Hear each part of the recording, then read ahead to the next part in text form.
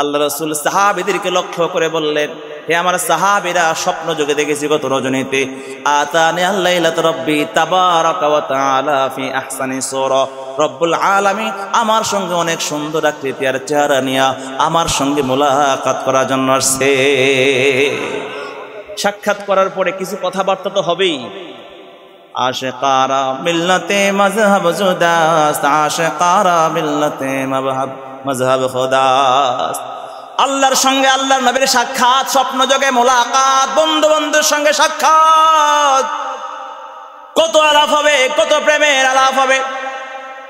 আল্লাহ তাআলা জিজ্ঞাসা করলেন, ইয়া মুহাম্মদ হাল তাদরি ফি মা ইয়াখতাসিমুল মালাউল আলা, বন্ধু আপনি বলতে পারেন কি এই মুহূর্তে ঊর্ধ্ব জগতের ফেরেশতারা, আসমানের ফেরেশতারা কি নিয়ে আলোচনা পর্যালোচনা করে? আল্লাহ রাসূল সাল্লাল্লাহু আলাইহি ওয়াসাল্লাম বলেন, কুলতু লা, আমি বললাম জানি না। আল্লাহ পাক রব্বুল আলামিন এই কথা শোনার পরে আল্লাহ রাসূল বলেন, ফাওয়াদা ইয়াদাহু বাইনা কাতিফাইয়া হাত্তা ওয়াজাদতু বারদাহা বাইনা সাদিয়াইয়া, আমি যখন বললাম জানি না, সঙ্গে সঙ্গে আল্লাহ রব্বুল আলামিন তার কুদরতি হাত আমার স্কন্ধের উপরে রাখলো। স্কন্ধ এই যে দুই বাহুর মাঝখানে পিঠের এই অংশ দেখছেন, এই জায়গাটা, এটা হচ্ছে স্কন্ধ, পিঠের সিনা বরাবর পিছনের অংশ। আল্লাহ তাআলা যখন আল্লাহ রাসূলের পিঠের মধ্যে এই হাত রাখছেন, কি রাখছেন? আল্লাহর হাত, কুদরতি হাত। আল্লাহর হাত কেমন আল্লাহই জানে। আল্লাহু আকবার জোরে বলেন। এবার আল্লাহ রাসূল হাতের ছোঁয়া পাওয়ার পরে রাসূল কি বললেন? ফাওয়াজাদতু বারদাহা বাইনা সাদিয়াইয়া, আল্লাহ তাআলা যখন কুদরতি হাত আমার সিনায় রাখলো, ওয়াজাদতু বারদাহা বাইনা সাদিয়াইয়া, আল্লাহ তাআলার হাতের শীতলতা আমি আমার সিনার মধ্যে অনুভব করলাম। আল্লাহ তাআলা হাতের ঠান্ডা আমার সিনার মধ্যে লাগছে। ফাআলিমতু মা বাইনাস সামাওয়াতি ওয়াল আরদ, সঙ্গে সঙ্গে আমার সরহে সুদূর হয়ে গেল, আমার সিনা খুলে গেল, আমার ইলমের কাশফ হয়ে গেল। আল্লাহ তাআলা দুনিয়ার যে প্রান্তে আসমান জমিনে যা কিছু হচ্ছে সব কিছুর ইলম আমার অন্তরে ঢেলে দিল। আমি জানতাম না, জানাই দিল কে? আরো জোরে বলতে হবে, কে? আমি জানতাম না, জানাই দিল কে? আল্লাহ তাআলা হাতের ছোঁয়া দিয়া আল্লাহর নবীকে জানাই দিল। এবার আল্লাহ পাক আবার প্রশ্ন করলেন, ইয়া মুহাম্মদ হাল তাদরি ফি মা ইয়াখতাসিমুল মালাউল আলা, ও মুহাম্মদ এবার বলুন দেখি ঊর্ধ্ব জগতের ফেরেশতারা কে নিয়ে আলোচনা করে?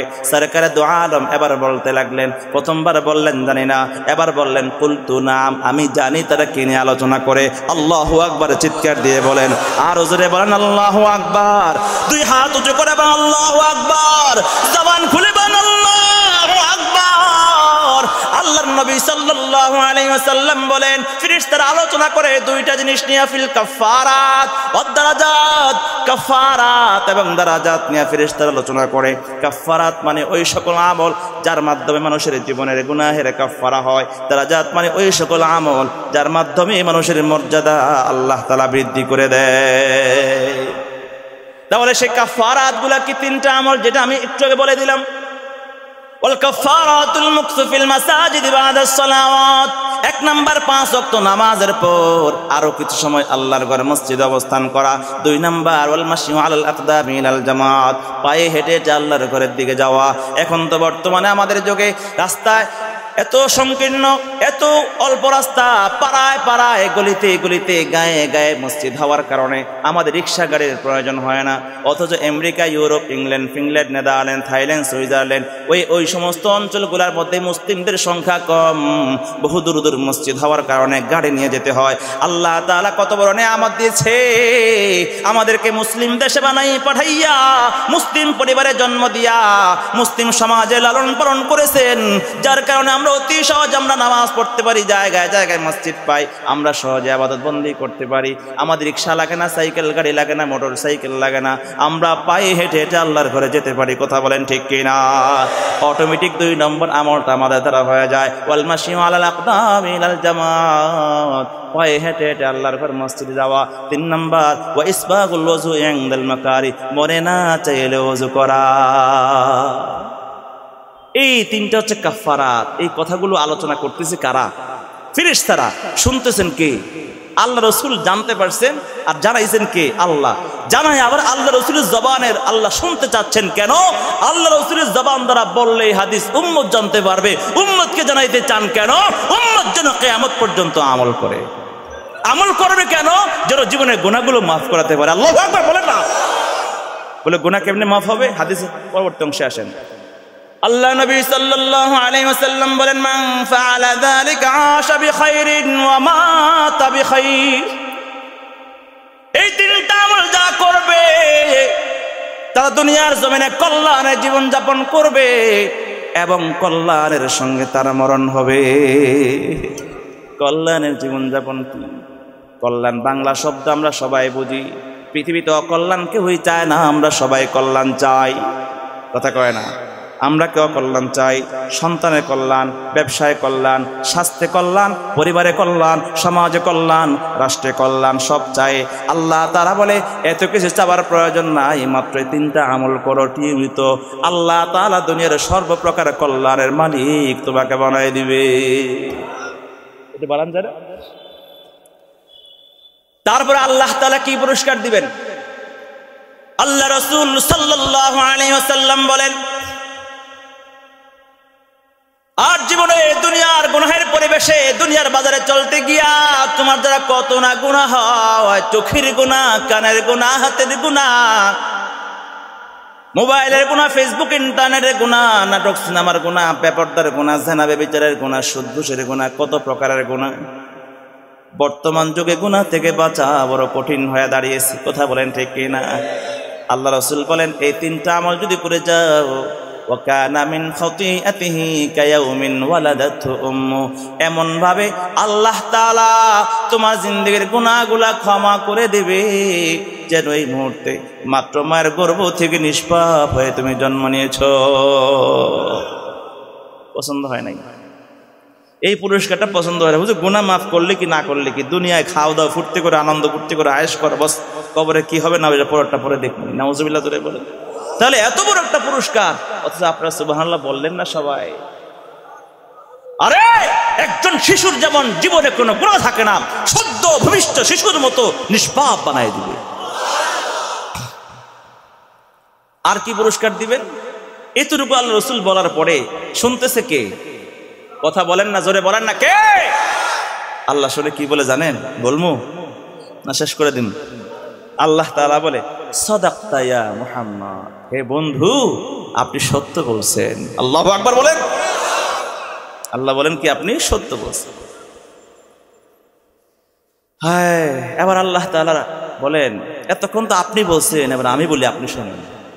আল্লাহু আকবার বলবেন না? এতক্ষণ আপনি বলছেন, এবার আমি বলি একটা, আপনি শোনেন। আল্লাহ তাআলা কি বলছেন এবার? স্বপ্ন যোগে প্রেমের আলাপ চলতেছে। সুবহানাল্লাহ বলেন না? আল্লাহু আকবার। আল্লাহ পাক রব্বুল আলামিন বললেন, ইয়া মুহাম্মদ, হে মুহাম্মদ, হে রাসূল, ইদা সাল্লাইতা, আপনি যখন নামাজ শেষ করবেন, ফাকুল, আপনি তখন বলবেন, অর্থাৎ 5 ওয়াক্ত নামাজ শেষ করার পর আপনি এই দোয়াটা পড়বেন। দোয়াটা কে শিক্ষা দিচ্ছে? যে দোয়া শিক্ষা দিচ্ছে আল্লাহ। আর শিক্ষা দিচ্ছেন কাকে? এর দ্বারাই প্রমাণ হয় এর চাইতে দামি দোয়া আর হতে পারে না। কথা বলে না? যে দোয়া আল্লাহ তাআলা শিক্ষা দিলেন, আল্লাহর বন্ধুকে শিক্ষা দিলেন, ওই দোয়ার শ্রেষ্ঠত্ব আর এই দোয়া নিশ্চিত কবুল হওয়ার ব্যাপারে কোনো সন্দেহ আছে নাকি? আল্লাহ পাক রব্বুল আলামিন বললেন, ইয়া মুহাম্মদ, ইদা সাল্লাইতা ফাকুল, আপনি যখন নামাজ শেষ করবেন তখন এই দোয়া পড়বেন, আল্লাহুম্মা ইন্না নাসআলুকা ফিআলাল খায়রাত ওয়া তারকাল মুনকারাত ওয়া হুব্বাল মাসাকিন ওয়া আন তাগফিরা লি ওয়া তারহামানি ওয়া তাতুবা আলাইয়া ওয়া ইদা আরাদতা বিইবাদিকা ফিতনাতান ফাকবিদনি গায়রা মাফতুন। আল্লাহ, জীবনে সর্বপ্রকার নেক আমল করার তৌফিক তুমি আমাকে দান করো, সর্বপ্রকার গুনাহ কাজ বর্জন করার তৌফিক দান করো। অসহায় দরিদ্র মানুষের ভালোবাসা অন্তরে দান করো। আমার জীবনের গুনাহ ক্ষমা করো আল্লাহ, আমার প্রতি দয়া করো, রহম করো, আমার তওবাগুলো কবুল করো আল্লাহ। দুনিয়ার জমিনে আপনি যখন ফিতনা নাজিল করতে চাইবেন, দুনিয়ায় ফিতনা নাজিল হলে কিয়ামতের পূর্বে ফিতনায় পড়ে গেলে ঈমান রক্ষা করা যায় না, আমল ঠিক রাখা যায় না, চরিত্র ঠিক রাখা যায় না, নীতি আদর্শ ঠিক রাখা যায় না। এমন ফিতনায় ফেলার আগে আগে আপনি আমাকে দুনিয়া থেকে নিয়ে যান। আমিন বলেন। দোয়া শিক্ষা দিয়েছে কে? পারবো না এই দোয়াটা করতে। আমরা যদি আরবি শিখতে পারি আলেমদের কাছ থেকে, ইমামের কাছ থেকে লিখে শিখে নেব। আর যদি এটা না পারি কমসে কম এই বাংলায় তো আমরা পড়তে পারি। আল্লাহ রব্বুল আলামিন সর্বপ্রকার নেক আমল করার তৌফিক দাও। আমিন বলেন। সর্বপ্রকার গুনাহের কাজ বর্জন করার তৌফিক দাও আল্লাহ। অসহায় দরিদ্র মানুষের ভালোবাসা অন্তরে দাও। এটা বলবেন না আমিন? আল্লাহ আমাকে ক্ষমা করো আল্লাহ, আমার জীবনের সব গুনাহ ক্ষমা করে আমার প্রতি রহম করো, দয়া করো আল্লাহ, আমার তওবা কবুল করো রব্বুল আলামিন। যখন আপনি দুনিয়ায় আপনার বান্দার উপরে ফিতনা নাজিল করার ইচ্ছা করবেন, ফিতনায় ফেলার আগে আগে আমাকে দুনিয়ার জমিন থেকে নিয়ে যা। এবার আল্লাহ রাসূল সাল্লাল্লাহু আলাইহি ওয়াসাল্লাম আবার বলতে শুরু করলেন। এতক্ষণ কে বলছে? ভুলে যান নাকি? ভুলে যান? আমার ভাষা বুঝতে সমস্যা হয় নাকি? আচ্ছা আলহামদুলিল্লাহ। ভুলেন না, ভুলেন না, কথা আরো কিন্তু ফালাই আছে ফাঁকে ফাঁকে, আবার জামু জায়গা মতো। আল্লাহ তাআলা বললেন, এতক্ষণ দোয়া শিক্ষা দিলেন। এবার আল্লাহ রাসূল আবার বলতে লাগলেন দুইটা কথা। একটা হচ্ছে কাফফারাত, আর একটা হচ্ছে দারাজাত। কাফফারাত তো গেল, যার দ্বারা গুনাহ মাফ হবে, কল্যাণের জীবন হবে, তিনটা কাজ। এবার আসে ফেরেশতারা আলো আলোচনা করতেছেন কি নিয়া? দারাজাত, ওই সকল কাজ যার মাধ্যমে আল্লাহ তাআলা বান্দার মর্যাদা, পদ, পদবি, পজিশন বৃদ্ধি করে দেয়। বলে হুজুর আল্লাহ তাআলা কি পদ দিব, পজিশন দিব, এগুলো দরকার নাই। দুনিয়ার জমিনে একজন পদবিধারী, দায়িত্বশীল, প্রভাবশালীর সঙ্গে সম্পর্ক লাগাইলে পদ, নমিনেশন তো হে দিব, আল্লাহটা লাগতো না। নাউজুবিল্লাহ জোরে কর। আল্লাহ যাদের সব বাকি দুনিয়ায় পাওয়া যায় নগদ। আল্লাহ মর্যাদা বাড়াবে জান্নাতে, জান্নাত তো পরে আগে দুনিয়া খেয়াল হই, এই চিন্তা ভাবনার মানুষের দুনিয়াতে অভাব নাই। কথা বলা ঠিক কিনা? অথচ একজন মানুষ যদি আল্লাহর কাছে সম্মানী হয়, একজন মানুষ যদি আল্লাহর কাছে দামি হয়, একজন মানুষ যদি পরকালে দামি হয়, জান্নাতে তার মর্যাদা বৃদ্ধি হয়, সেই হলো সবচেয়ে সফল কাম। কথা বলেন ঠিক কিনা? ইন্না আকরামাকুম ইনদাল্লাহি আতকাকুম। আল্লাহর কাছে সম্মানী হবে, আল্লাহর কাছে মর্যাদার মালিক হবে যে বান্দাগুলা দুনিয়ার জমিনে গুনাহমুক্ত জীবন করে তাকওয়াধারী হয়, অন্তরটা পরিচ্ছন্ন পরিশুদ্ধ হয়, অন্তরে তাকওয়ায় পূর্ণ, ঈমানে পূর্ণ অন্তর, আর জীবনটা আমলে পূর্ণ। এমন বান্দাই আল্লাহর কাছে সবচেয়ে মর্যাদার অধিকারী হয়। তাহলে সেই মর্যাদা কেমন করে আমরা অর্জন করব? আল্লাহ রাসূল বলেন, ফেরেশতারা আলোচনা করে দারাজাত, ইফশাউস সালাম ওয়া ইতআমুত তাআম ওয়াসসালাতু বিল-লাইলি ওয়ান-নাসু নিয়াম। এক নাম্বার, বেশি বেশি সালামের প্রচলন করা। সালাম দেওয়ার কথা বলেন নাই, সালাম পড়ার কথা বলেন নাই। আল্লাহ রাসূল বললেন ইফশাউস সালাম, সালামের প্রচলন ঘটাও, অর্থাৎ খুব বেশি বেশি সালাম দাও। যেতে একবার সালাম, আসতে একবার সালাম। এই রুমে সাক্ষাৎ হওয়ার পরে বাবাকে সালাম দিলাম, সামনের বেডরুমে গিয়ে আবার সাক্ষাৎ হলো, আবার সালাম দিবেন। বিবিকে সালাম দিবেন, সন্তানকে সালাম দিবেন, ছোট বড়কে সালাম দিবে, বড় ছোটকে সালাম দিবে, স্বামী স্ত্রীকে সালাম দিবে, স্ত্রী স্বামীকে সালাম দিবে, মা বাবা সন্তানকে সালাম দিবে, মা বাবা সন্তানকে সালাম দিবে, সন্তান মা বাবাকে সালাম দিবে, ভাই ভাইকে, বন্ধু বন্ধুকে, ইমাম মুসল্লিকে, মুসল্লি ইমামকে, জনগণ মেম্বারকে, মেম্বার জনগণকে, সভাপতি জনগণকে, জনগণ সভাপতিকে, তারপরে সবাইকে সালাম দিবে। চলনেওয়ালাকে, আর চলনেওয়ালা বসনেওয়ালাকে, বসনেওয়ালা চলনেওয়ালাকে, সবাইকে সালাম। শুধু সালাম, বেশি বেশি সালাম। আসসালামু কাবলাল কালাম, এত বেশি সালাম দিবেন। আল্লাহ রাসূল বলেন যে আগে সালাম দেয় অন্তর সবচেয়ে বড় একটা রোগ, অহংকার থেকে মুক্ত হয়, হিংসা বিদ্বেষ থেকে মুক্ত হয়। আপনাকে পছন্দ করে না, দেখতে পারে না, কথা বলে না, আপনি যদি তাকে বারবার সালাম দেন আপনাকে ভালোবাসতে সে বাধ্য হবে। আর আমরা এখন সালাম দিতে চাই না, শুধু নিতে চাই। বলে আমি সভাপতি, ইমাম সাহেব আমার এটা দিব। ঠিক না? ভাব নিয়ে বসে থাকে রাস্তা দোকানে টেবিলের সামনে পা ভাঙ্গা উঠাতে পারতেছি না। আল্লাহ রসুল সাল্লাল্লাহু আলাইহি ওয়াসাল্লাম তাহলে এই পা তুলে বসে থাকে, সবাই তাকে সালাম দেখ, আর সালাম না দিয়া পরে সমালোচনা করে এটা কার পুত্রে? বলে এটা সলিমউদ্দিনের পুত। উপর ওটা তো বেয়াদ হয়ে গেছে, মুরব্বী দেখো সালাম টালাম দেয় না। কে মুরব্বী আপনাকে দিতে পারলেন না? কথা বলেন না কেন? কোন হাদিসে এবং কোরআনে আছে যে মুরব্বীকে আগে দিতে হবে? এই সন্তান শিখবে আপনার সালাম সরে, বাচ্চা শিখবে আপনার সালাম সরে। আপনাকে বারবার তাকে সালাম দিয়ে শিক্ষা প্রদান করুন, তারপর যদি সে না দেয় তারপরে আপনি বলুন কি ব্যাপার, এতবারে সালাম দিয়ে তোমাকে শিক্ষা দিলাম, তোমাকে শিখালাম সালাম দেওয়ার জন্য, আদব কায়দা শিখালাম, এখন কেন তুমি আমাকে আদব করছো না? আপনি নিজে সারা জিন্দেগি বেয়াদবি করবেন আর অন্যের কাছ থেকে আদব চাইবেন, সেটা হবে না। কথা বলেন ঠিক কিনা? বাবা মা সন্তানকে সালাম দিবেন, সালামের মাধ্যমে রহমত আর বরকত আসে, শান্তি আসে। সালাম মানে তো শান্তি। কথা কোন ঠিক কিনা? সাক্ষাৎ হইলে আপনি সালাম দিলেন না, শান্তির কথা না বলে হতেন বলেন এই উমুকের পুত, শ্বশুরের পুত গালি দিয়ে শুরু করে আসলে নাই। কথা বলেন না কেন? শ্বশুরের পুত, আমি তো উচ্চারণ করতে পারতেছি না, ক্যামেরা হইতেছে, ভাইরাল হয়ে যাবে, হুজুর গালি গালাজ করে একটুক নিয়ে ছাইড়ে দেবে কাইটা।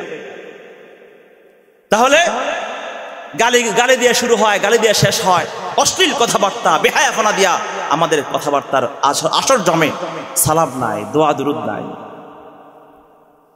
মুসলমান বন্ধুরা আমার, আল্লাহ রাসূল বলেন ইফশাউ সালাম, বেশি বেশি সালামের প্রচলন করো। 2 নাম্বার ইতআমুত তুআম, মানুষকে খানা খাওয়াইবা, মেহমানদারি করাইবা।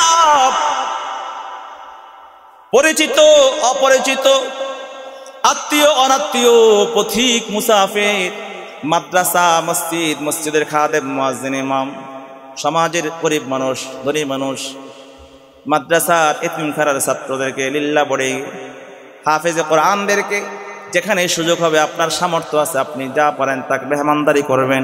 এই মেহমানদারি আল্লাহর গুণ, আল্লাহর রসুলের গুণ। আল্লাহ পছন্দ করে, আল্লাহ রসুলও পছন্দ করে।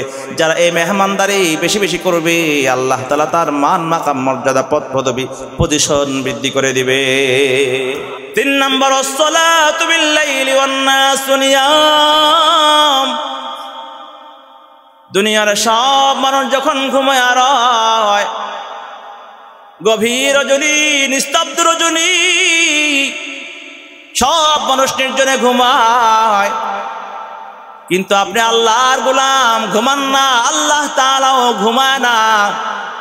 লা তাখুযুহু সিনাতুন ওয়ালা নাওম, আল্লাহ ঘুমায় না, তন্দ্রাচ্ছন্ন হয় না।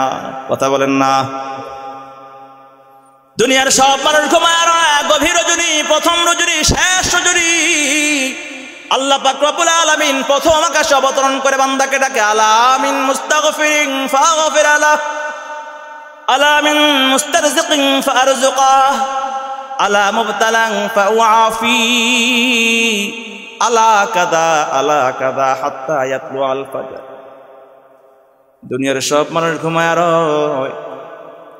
দুনিয়ার সব মানুষ ঘুমায় আর মধ্যরাত পর্যন্ত নাটক, সিনেমা, গান, বাদ্য, খেলাধুলায় লিপ্ত থাকার পর যখন ঘুম থেকে জাগ্রত হওয়ার সময় হয়, আজকে আমরা পরাকাবার যুবক বৃদ্ধরা তখন আমরা ঘুমাতে যাই। আল্লাহ যখন ঘুম থেকে জাগ্রত করে বান্দাকে দেওয়ার জন্য আসে, আমরা তখন ঘুমাতে যাই। কথা বলেন ঠিক কিনা? তাহাজ্জুদের সময় কখন হয় বর্তমান যুবকদেরকে এই কথা বলতে পারবে না, কেউই জানবে না, অনেক মুসলমান বলতে পারবে না। এই জন্য আমি একটা ফর্মুলা বলে দিই, বর্তমান যুগে আমাদের আমলের আর চরিত্রের এমন অবস্থা, তাহাজ্জুদের সময় জানার জন্য একটা সহজ কথা, বর্তমান যুবকরা ফেসবুক, ইন্টারনেট বন্ধ করে যখন ঘুমাতে যায় সেটাই হচ্ছে তাহাজ্জুদের সময়। কথা বলেন না কেন?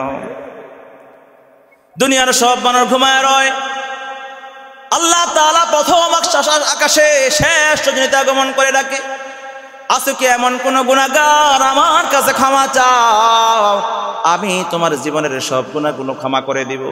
আছো কি এমন কোন অভাবী আমার কাছে চাও, অভাব দূর করে দিব। আছো কি এমন কোন ঋণগ্রস্ত আমার কাছে চাও, তোমার ঋণ পরিশোধের ব্যবস্থা করব। অসুস্থদেরকে ডেকে বলে, অসুস্থ, মাদ্রাজ গেলা, সিঙ্গাপুর গেলা, আমেরিকা গেলা, কাম হয় না, বেশি দূর যাওয়ার দরকার নাই, যেখানে আছো সেখানেই বসো, 2টা হাত তুলে চোখের পানি ছেড়ে দিয়ে আমার দরবারে হাত তুলে কান্না করো। কথা কয় না? सवा तेरे नहीं है कोई मेरा संगदर अपना, सवा तेरे नहीं है कोई मेरा संगदर अपना, कोई हाजत हो रखता हो तेरे चौकठों पे सर अपना, छुड़ा कर गैर से दिल को तो अपना खास कर हमको, तो फदले खास को हम सब मियां रबा में कर अपना, हया कौरी है कि तेरे सामने किस तरह आओ, न आओ तो दिले मुदतर को लेकर फिर कहाँ जाओ, या इलाही रहम किन्बर हाल ज़ारे ई फ़कीर, निस्ते से आफत दो आलम जिस्तु कसूरा मुजीर, शिरक आसियानो दलालत से बचा कर ऐ करीम, कर हिदायत मुझको अबरो है सिराते मुस्तकीम। रब्बुल आलामीনের দরবারে দুনিয়ার সবার যখন ঘুমায় রয় আল্লাহ তাআলা দেয়ার জন্য ডাকতে থাকে, ওই মুহূর্তে আল্লাহর কুদরতি কদমের সামনে দাঁড়ায় যাও, 2-4 রাকাত সালাতুত তাহাজ্জুদ আদায় করো, আর চোখের পানি ছেড়ে দিয়ে তুমি আল্লাহর দরবারে কান্নাকাটি করে যাও। আল্লাহ রাসূল বলে ওয়াসসালাতু বিল্লাইলি ওয়ান নাসু নিয়াম, দুনিয়ার সব মানুষ ঘুমায় রয় কিন্তু আল্লাহর বান্দা তখন নামাজ পড়ে। এই প্রকারের মানুষগুলোকে আল্লাহ মান মর্যাদা সম্মান বৃদ্ধি করে দেয়। সুবহানাল্লাহ জোরে বলেন না। আল্লাহ তাআলা যখন এই কথাগুলো শুনলেন আল্লাহ পাক বললেন সাদাকতা ইয়া মুহাম্মদ, বন্ধু আপনি সত্য বলেছেন। সুবহানাল্লাহ জোরে বলেন না। ও মুসলমান বন্ধুরা আমার, তাহলে 5 ওয়াক্ত নামাজ জামাতের সঙ্গে আদায় করে নামাজের পরে কিছু সময় মসজিদে থাকা, পায়ে হেঁটে মসজিদে যাওয়া, মনে না চাইলে ওযু করা, এগুলো কাফারাত।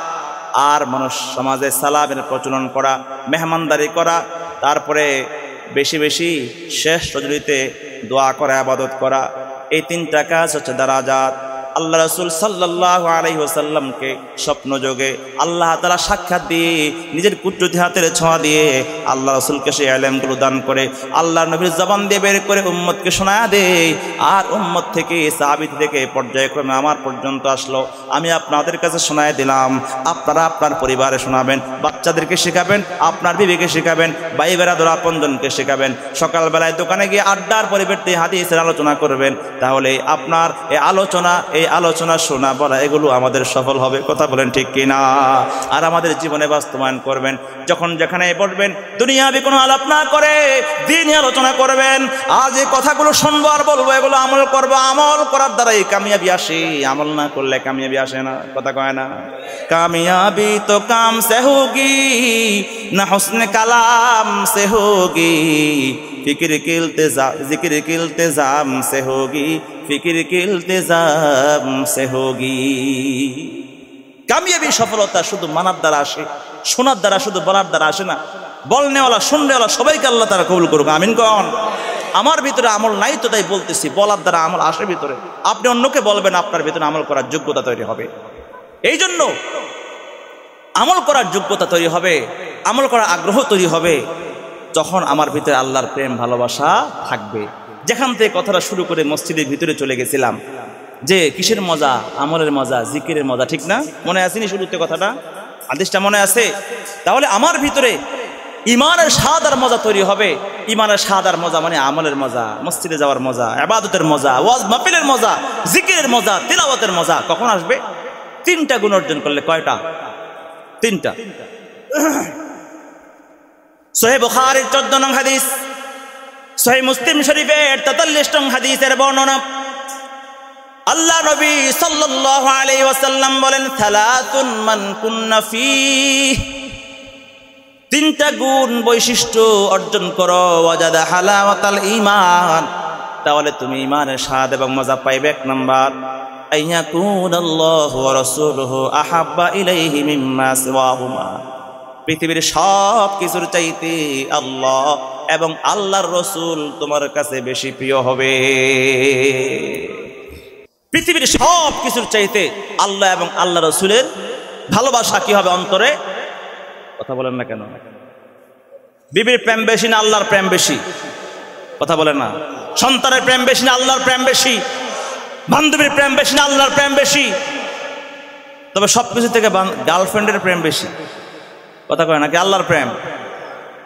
ওয়াল্লাযীনা আমানু আশাদ্দু হুব্বাল লিল্লাহ।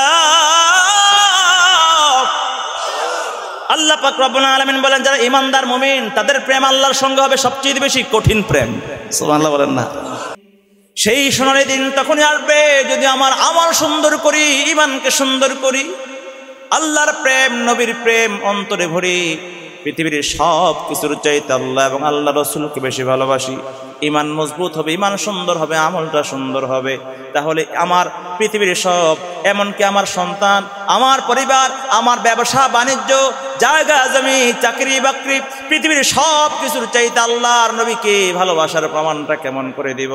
যখন দ্বীনের তাকাজ আসবে, আল্লাহর পক্ষ থেকে আবেদন আসবে, তাহলে দুনিয়ার সব স্বার্থ, লালসা, ভালোবাসাকে বিসর্জন দিয়ে আল্লাহর জন্য নিজেকে উৎসর্গ করে দেয়া, এটাই হবে আল্লাহর তাআলার সবচাইতে বেশি ভালোবাসা। কথা বলেন ঠিক কিনা?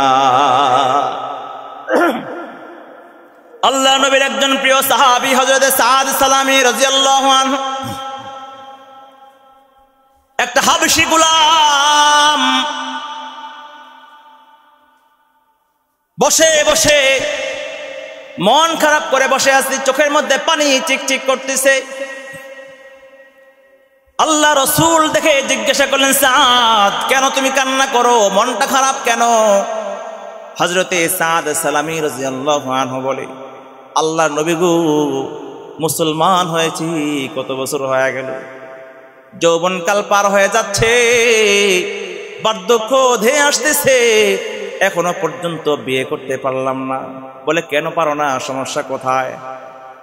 হযরতে সাদ বলে, ইয়া রাসূলুল্লাহ, আমাকে কোন বাবা তার মেয়ে আমার সঙ্গে বিয়ে দিবে? টাকা নাই, বাড়ি নাই, ঘর নাই, সম্পদ নাই, ব্যবসা নাই, মাথা গোজার ঠাঁই নাই, গোলামের ঘরে গোলাম আমি, অধীনস্থ আমি, স্বাধীন নই, এমনকি আমার চেহারাও সুন্দর না, হাবশী গোলাম, চেহারা কালো, স্কিনের সৌন্দর্য নাই, ঠোঁটগুলো মোটা মোটা, চোখগুলো ছোট ছোট, চুলগুলো কোকড়ানো কোকড়ানো, হাতের আঙ্গুলগুলো কোনো সাইজ নাই, সৌন্দর্য নাই, এমন একজন স্ট্রাকচার আর আকৃতির মালিককে কোন বাবা তার মেয়ে বিয়ে দেবে? এই জন্য আমি এখনো পর্যন্ত বিয়ে করতে পারি না। আল্লাহ রসুল বললেন, এই বুঝি তোমার দুঃখের কথা, টেনশনে কোনো কারণ নাই, যাও আমর ইবনে ওয়াহাবের ঘরের দরওয়াজায় গিয়ে আঘাত করো আর বলো, হে আমর ইবনে ওয়াহাব, আমাকে আল্লাহ রসুল পাঠিয়েছে আপনার মেয়েকে আমার সঙ্গে বিয়ে দেওয়ার জন্য। ও মুসলমান বন্ধুরা আমার, আমর ইবনে ওয়াহাব মদিনার মধ্যে সবচেয়ে বড় ধনী শিল্পপতি, আর আমর ইবনে ওয়াহাব রাদিয়াল্লাহু আনহুর মেয়েটা হচ্ছে মদিনার মধ্যে সবচেয়ে সুন্দরী, অর্থাৎ যাকে হুরে মদিনা বলা হয়, মদিনার হুর বলা হয়। এমন একজন ধনাঢ্য ফ্যামিলির সুন্দরী নারীর সুন্দরী কন্যার বিয়ের প্রস্তাব নেওয়া যাবে। সবচেয়ে গরিব এবং অসুন্দর একজন মানুষ, মনে ভয় কি ভয় না? যদি আমাদের এলাকার একজন রিক্সা ড্রাইভারের সন্তানকে তার বাবাই যদি বলে, যাও আমাদের অত্র এই অঞ্চলের মন্ত্রী সাহেবের মেয়ের বিয়ের প্রস্তাব নিয়ে যাও, তাহলে সে তার পিঠের চামড়া থাকবে নি। কথা বলেন। আমর ইবনে ওয়াহাব, হযরত সাদ সালামী রাদিয়াল্লাহু আনহু, আচ্ছা, হযরত আমর ইবনে ওয়াহাব রাদিয়াল্লাহু আনহু ঘরের দিকে অত্যন্ত ভয়ে ভয়ে ভয়ে আগাইছে। কি বলবো গিয়া, আমার কিছু নাই, আমি একজন সাধারণ দরিদ্র মানুষের ঘরের একটা কালো মেয়ে আমার ভাগ্যে জুটে না, মদিনার সবচেয়ে শিল্পবতী সুন্দরী কন্যার বিয়ে করতাম, পিঠের চামড়া থাকবো না। যাই হোক, অনেক বড় কথা, ঘটনাটা বলতে পারবো না, এখন সময় আমার শেষ হয়ে গিয়েছে। আমি কথাটা অন্যভাবে শেষ, এক মিনিট রাখেন। রাসূল করিম সাল্লাল্লাহু আলাইহি সাল্লাম বললেন, রাসূল করিম সাল্লাল্লাহু আলাইহি সাল্লাম বললেন যে 3টা কাজ করলে আমলের স্বাদ পাওয়া যায়। হাদিস অনুবাদটা করি।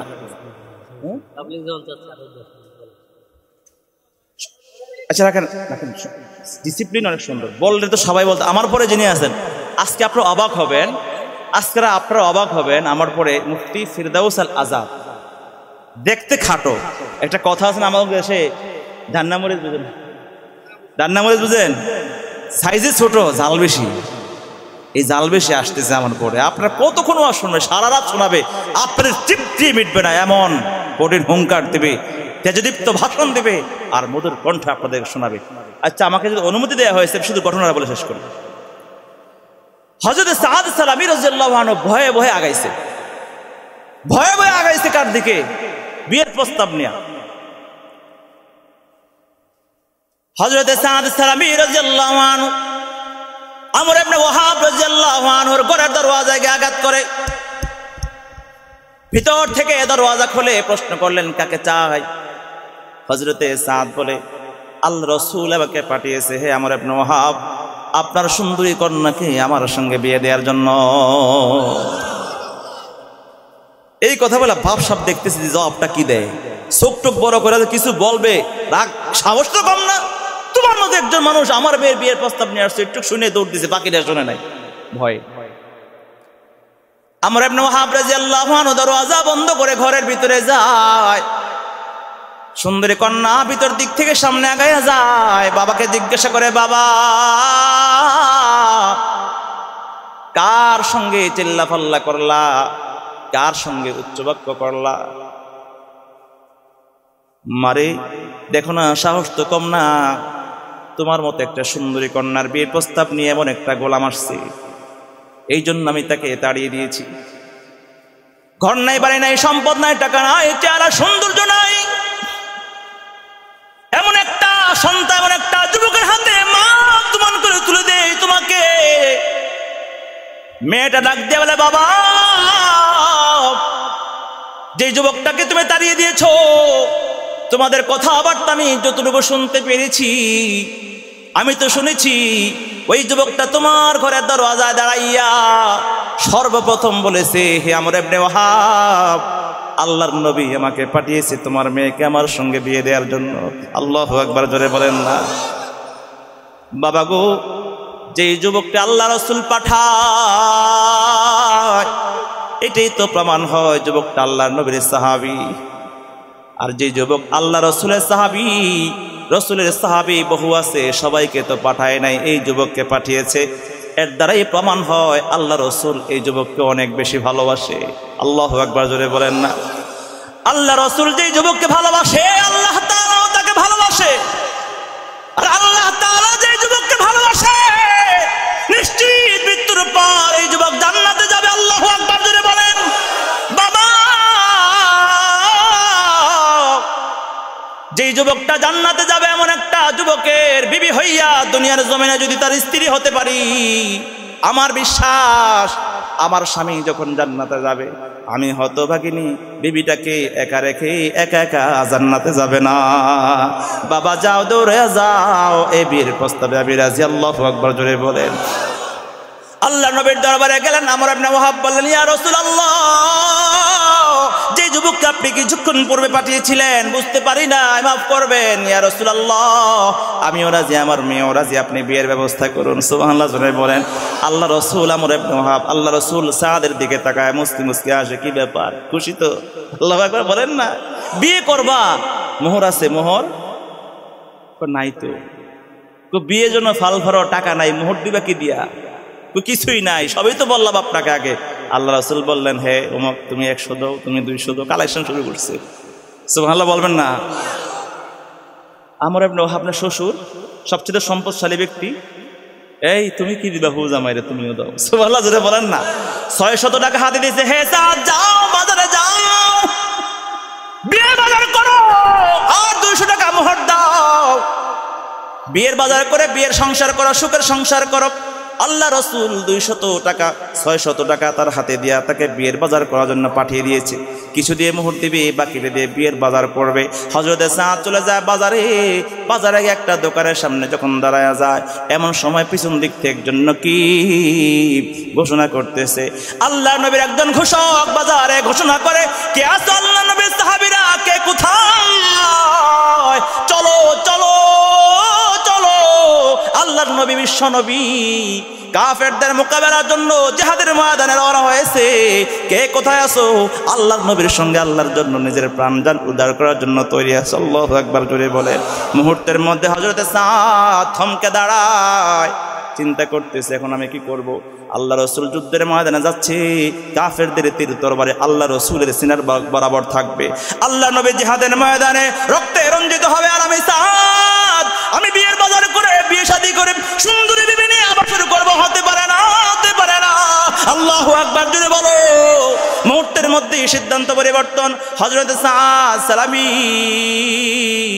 ওই 600 টাকা দিয়া বিয়ের বাজার না করে, 600 টাকা দিয়া বিয়ের বাজার না করে একটা ঘোড়া ক্রয় করে, তীর তরবারি ধনুয়ার বল্লম শিরস্তান লৌহ বর্ম ক্রয় করে যুদ্ধের সাজে সজ্জিত হইয়া কালো কাপড় দিয়া চেহারাটা ঢাইকা ঘোড়ায় সাওয়ার হয়ে তেজস্বী হয়ে যুদ্ধের ময়দানের দিকে রওনা হয়ে যায়। যুদ্ধের ময়দানে গিয়া হযরত সাদ তুমুল বেগে যুদ্ধ করতেছে। সাহাবায়ে কেরাম তাকায় দেখে কোন যুদ্ধে এটা চেহারা দেখা যায় না।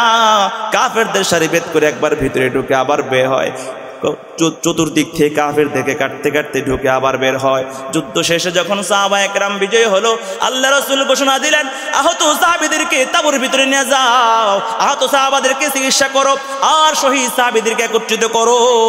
আহত সাহাবীদেরকে দেখাশোনা করার পরে আল্লাহ রাসূল আসলেন শহীদদের দেখার জন্য। একজন একজন করে শহীদদের লাশ শনাক্ত করার পর্যায়ে আল্লাহ রাসূলের সামনে একটা লাশ পড়ে আছে, চেহারাটা ঢাকা দেখা যায় না, কিন্তু দেহের চতুর্দিকে শুধু ক্ষত আর ক্ষত, আঘাতের চিহ্ন। আল্লাহ রসুল চেহারা থেকে কাপড়টা সরাইয়া মুহূর্তের মধ্যে আল্লাহ রসুল থমকে দাঁড়ালেন। আল্লাহ রসুল আর নড়াচড়া করে না, আল্লাহ রসুল আর কথা বলে না। আল্লাহ রসুলের চোখের মধ্যে পানি চিকচিক করতেছে। আল্লাহ নবীর চোখ বেয়ে বেয়ে টপ টপ করে পানি পড়তেছে। আল্লাহ নবী কান্না করতেছে। কিছুক্ষণ কান্না করার পর আকাশের দিকে তাকায়া আল্লাহ নবী মুস্কি মুস্কি হাসে। আল্লাহু আকবার জোরে বলেন। আল্লাহ নবী আকাশের দিকে তাকায় মুস্কি মুস্কি হাসে। আবার কিছুক্ষণ পর আকাশের দিক থেকে এমন ভাবে চেহারাটা ফেরায় নিল, মনে হয় আল্লাহ রসুল লজ্জা পেয়েছে। সাহাবী একজন প্রশ্ন করে বসলো, ইয়া রাসূলুল্লাহ।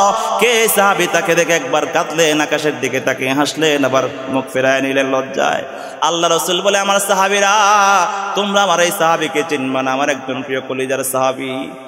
টাকা নাই, পয়সা নাই, ধন নাই, দৌলত নাই, বিয়ে করে নাই, টাকা দিয়া পাঠাইছিলাম বাজারে, বিয়ের বাজারে করে বাজার করার জন্য আর বিয়ের সংসার করার জন্য। দুনিয়া লালসা, ভালোবাসা, বিবির মায়া, স্ত্রীর মায়া সব বিসর্জন দিয়া জানটা দেওয়ার জন্য ময়দানে ঝাঁপায় পড়ছে। এমন একজন সাহাবীর শাহাদাত দেখে আমি কেমন করে নিজেকে ধরে রাখতে পারি, এই জন্য কান্না করতেছি। পরক্ষণে আকাশের দিকে যখন তাকাইলাম, তাকায় দেখলাম আমার যে সাদ নিজে দুনিয়ার বিবিকে বর্জন করেছে আল্লাহর জন্য, আকাশে আসমানে আল্লাহর জান্নাতের হুর পরীরা দৌড়াদৌড়ি ছুটাছুটি করতেছে। কে কার আগে আমার সাদকে নিজের স্বামী বানাবে? আল্লাহু আকবার জোরে বলেন। দৌড়াদৌড়ি করতেছে, কে কার আগে সাদকে স্বামী বানাবে। এই দৃশ্য দেখে আমি হাসলাম। পরক্ষণেই জান্নাতের মৃদু বাতাসে এক হুরের চেহারা থেকে নাকাবটা সরে যাওয়ার কারণে তার সুন্দর আকৃতির চেহারা আমার সামনে যখন উদ্ভাসিত হলো, সঙ্গে সঙ্গে লজ্জায় আমি মুখ ফিরিয়ে নিয়েছি। মুসলমান বন্ধুরা আমার, এটাই হচ্ছে নিজের সর্বস্ব আল্লাহর জন্য বিলীন করে দেওয়া। আল্লাহ রাসূল বলেন, সহিহ বুখারীর হাদিস, যারা আল্লাহর জন্য পৃথিবীর সব কিছুর চাইতে আল্লাহ এবং আল্লাহ রসুলকে ভালোবাসবে। 2 নম্বর, ওয়া আন ইউহিব্বাল মারআ লা ইউহিব্বুহু ইল্লাল্লাহ, পৃথিবীর সব ভালোবাসা একমাত্র আল্লাহর জন্য হবে। 3 নম্বর, ওয়া আন ইয়াকরাহা আন ইয়াউদা ফিল কুফরি কামা ইয়াকরাহু আন ইউকদাফা ফিন নার, আগুনে পড়তে রাজি, পানিতে ভাসতে রাজি, রক্ত দিতে রাজি, জীবন দিতে রাজি, দুনিয়ার সব বিসর্জন দিতে রাজি, ঈমান এবং আকীদা বিশ্বাস, নিজের নীতি নৈতিকতা বিসর্জন দিতে রাজি না। আল্লাহ রাসূল বলেন, ওয়াজাদা হালাওয়াতাল ঈমান, তাহলে সে ঈমানের স্বাদ এবং মজা পায়। সুবহানাল্লাহ। মুহতারাম হাজিরিন, অতএব এমন একটি মজাদার ঈমান আল্লাহ পাক আমাদেরকে দান করেন। এমন ঈমানের মালিক না হলে আর এমন আমলের মালিক না হলে আপনি 200 কোটি কেন 1000 কোটিও যদি হন, তাহলে জারজ একটা সামান্য ইসরায়েলের মোকাবেলা করতে পারবেন না। কিন্তু সাহাবায়ে কেরামদের মতো ঈমান, নবীওয়ালা ঈমান, সাহাবীওয়ালা আমল, আখলাক আর বিশ্বাস, নীতি নৈতিকতা, আদর্শের মালিক হয়ে দেখেন 313 জন দাঁড়িয়ে যান, গোটা বিশ্বের সব বেঈমান এক কাতারে মুসলমানদের প্রশংসা করার দুঃসাধ্য কারও থাকবে না। আল্লাহ পাক আমাদেরকে কবুল করুন। ওয়া আখিরু দাওয়ানা আলহামদুলিল্লাহি রাব্বিল আলামিন।